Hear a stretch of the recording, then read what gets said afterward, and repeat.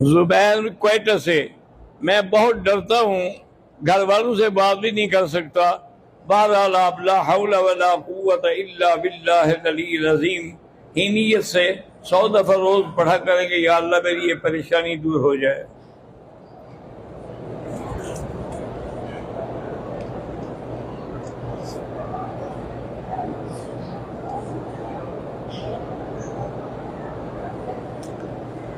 بہرحال فقیر اللہ بورے والے سے اس نے پوچھا ہے کہ مسجد کے حال کے دروازے شیشے کے ہیں، تو جب برآمدے یا صحن میں جماعت ہوتی ہے، نمازیوں کو اپنی تصویریں نظر آتی ہیں، نہیں ہونا چاہیے ان پہ کوئی کپڑا ڈال دیں یا ان کے اوپر کوئی پینٹ کر دیں تاکہ تصویر نظر نہ آئے۔